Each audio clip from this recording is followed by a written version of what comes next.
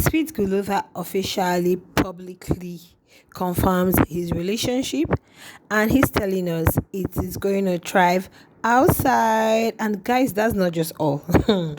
Do you guys know that Sweet Guluva said he is not aware if people are crushing on him? He's not aware whatever that is happening. So please, can you cut this guy some slack? Can you people allow him rest? He is not aware. Shipping him with Jojo, with Imshini, with what. Please, CPCK. This young man said he is not aware. Hello, guys. You're back onto another interesting update. In fact, tonight's eviction. I loved it. Why it was not a proper eviction, though no housemates was evicted, apart from Ashley, old girl, who was officially ushered out of the Big Brother Mr. C season 5 show. I know it will be so much of an emotions for her fans and me too as a shipper. Please don't come for me. I want to address something. Somebody said talk about other people in the house and not, please. If you hear me talking about Ashley or Lexi Guluva, I am a shipper and I'm proud to say that I'm a mom. I'm what for. I believe in love. So when I see one like in the house, I promote it, especially when it's genuine. So please pardon me, okay, if they are not your friends. So like guys, that was just that. Then the eviction proper. Smash started with Sweet Gulova, and he had asked Sweet Gulova, are you aware that some people in this house love you? He said he is not aware. Yes, so he is not aware. Our uncle decided to close his eyes to what. So he wasn't even thinking of anything. He wasn't imagining anything. Even while Ashley was in the house, he wasn't seeing anything. So those saying Ashley is controlling him, Ashley is restricting him from this, from that. Young man said he's not seeing anything. I saw a comment somewhere. Somebody said Ashley loves Sweet Guluva more. Sweet Guluva doesn't really love her like that. It's just because of the game. Please go and tell yourself that if it's quite understandable if they are not your fans or your fave. Sorry, if you're not their fan, it's quite understandable. But trying to create a narrative about something you're not sure of, that is one thing. You don't talk about something like you're so sure. You don't know whom Sweet Gulliver is. You don't know how he feels about Ashley. You don't know whom Ashley is. You don't know how, whatever each and every one of us say, anybody analyzing or saying anything, whatever we say is what we think. It's not like we are deep down in their hearts to so agree. Sometimes we might make mistakes. We might not even be saying what is true. So like when I see people, I think I saw it on air, say things like you don't even know who Sweet Gulliver, you are not in his heart. How can you stay in your house and you conclude that, oh, he is not this and he is not that? Please just remove that from your mind and just DEAD that narrative you're trying to push out there. Okay, for the little I know, this young man actually appreciates her. There are Sweet Gulliver is a guy who doesn't talk much, and there are people who don't actually. What other proof do you need? You would have been seeing him move somehow in the house.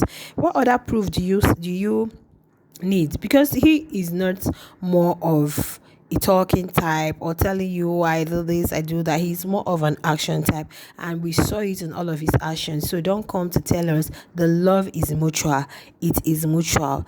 In as much as whoever whose own is higher is greater, we do not know. Women grow in love, men grow in love, but the truth is that he whatever he has with Ashley, he values it and he's continuing with it outside. And guess what? He doesn't know whatever anybody is thinking, feeling for him in the house. So Smash has gone ahead to ask Jojo, because sometimes Jojo, before the whole Valentine, it's been raining Jojo, I Sweet Gulliver, Jojo, I pray Jojo.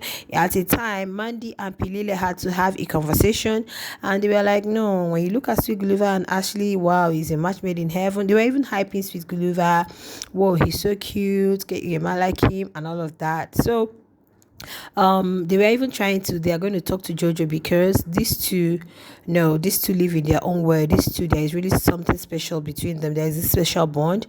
So why do you want to insert yourself out there so that you won't get some heartbreaks? So guys, and Jojo has said it's for her is herself, she knows she wouldn't talk about another person, and that was before the whole Valentine stuff. And she said it with her full chest, because Smash told them anything you're going to answer today is going to be with your full chest.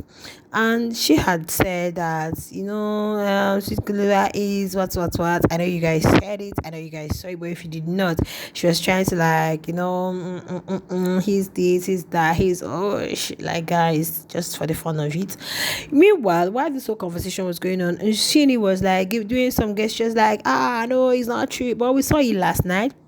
You were trying to start up a conversation with him. You were even hyping his own HOH reign. You were trying to stir up the friendship or whatever it is. But then at the end of the day, the young man paid less attention to whatever it is Machine was doing. And guess what, guys? Did you guys notice that the audience were more of shippers? Because the noise from the audience when Sweet Guluva said definitely that this whole thing is going to continue outside. Like, what? What are you guys saying? It was a lot. See, let me tell you something. You might be a fan of someone else, but that doesn't mean you don't love what exists between them. It's not today that we'll start seeing fans on the streets. You might be like, oh, I like this person, or I like that person. Like me, I love Nate. I don't really just know why. I just like Nate.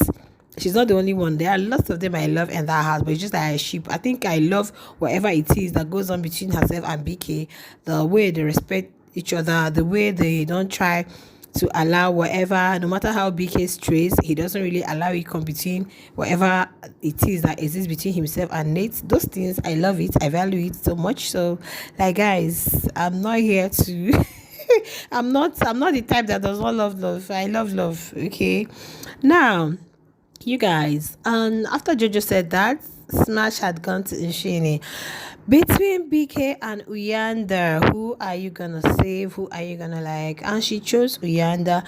Reason being that Uyanda seems to her like someone I can say no. Oh yeah, pipe it down, stop it. It's okay. Like, she can actually overshadow him. She said though he talks a lot, but she can say, well, now it's okay. Oh yeah, calm down. That kind of thing. So, but for Beekay, no. Beekay is not to be trusted. Beekay will tell you A, he will do B. Beekay will tell me to be his val, and he's there doing what we need and all of that. Now, guys, it took us to Pilile. Yeah, Pilile, you were talking about KIWS, someone who sleeps on the water bed, and who were you talking about? You had this desire.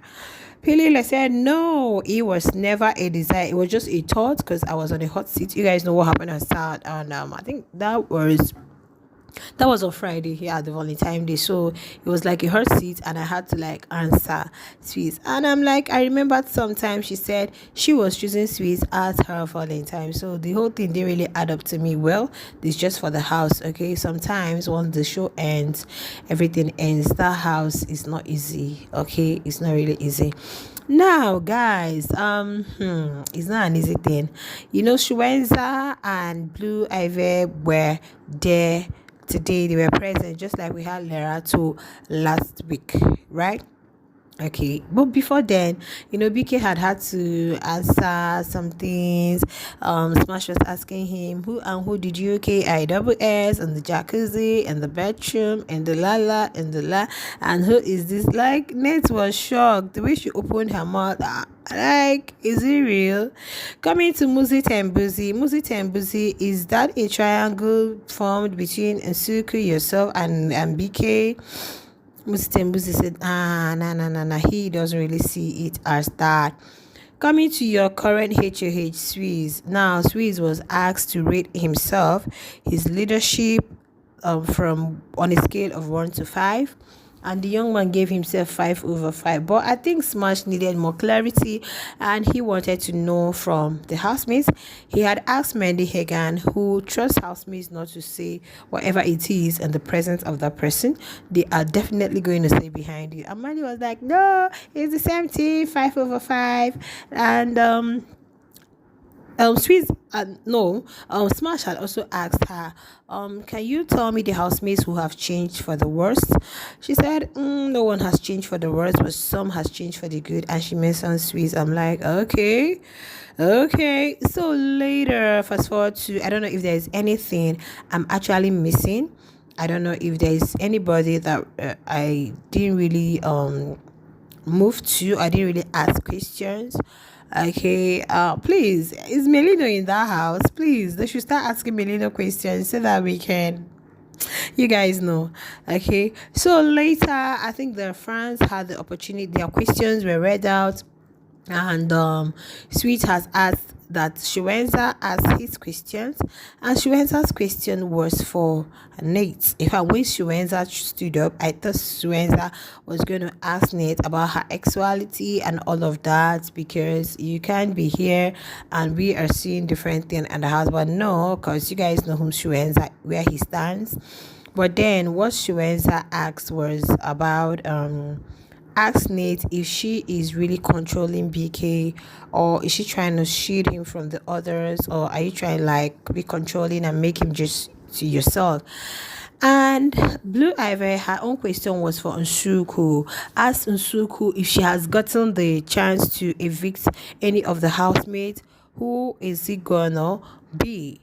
So coming back to the house, Nate had answered her question and said no, she is not being controlled. It's just that the platonic whatever relationship that exists between herself and BK is something people envy, and it's something people will would wish they were in that picture, but because they aren't, so they've got so much to say and so much to like feel about that. Okay, and that if BK is speaking to someone, you can't see her go there to the kind of like say why you talk with the press or not and all of that. So while Osuko had said if she is to evict one of the any housemates, she mentioned Mandy Hagan. Oh my goodness. Of course, I knew before she said Mandy Hagan, I knew it was going to be Mandy Hagan, because two of them are cat and rat, not even dog, in that house. Like this one, oh, let's say cat and dog, because if I say cat and rat, one is scared of the other. Cat and dog, because both of them will really want to dig it out to know exactly, you don't like me, I don't like you. Like, whoa, it was a lot. So, but then after the whole thing, guys, I was expecting that probably BK, but trust BK and Nate to always find their way to themselves, talk about it, make up, laugh. That's one thing about them. They don't allow whatever it is people are thinking about them, or whatever it is the other ones are doing to BK. BK doesn't really, once he sees Nate, both of them still like, but yesterday BK was with Pelele. He even gave Pelele a hug. He gave Pilile a hug last night. In fact, when he came down to take pillow from where Nate was, I was thinking he wanted to go to where Pilile was, because Pilile was said she wanted to go shower. Then as for Nshuku, you guys saw what happened last night while at the kitchen. Nshuku was trying to tell BK to be himself in this house, that people need to be themselves and all of that. And while I think Nate became more interested, she got more interested in that conversation and decided that tonight I am leaving this kitchen. I'm going to be here until you guys, of course. So when Nshuku turned, Big Brother has said they should be sure that they are putting on their mic.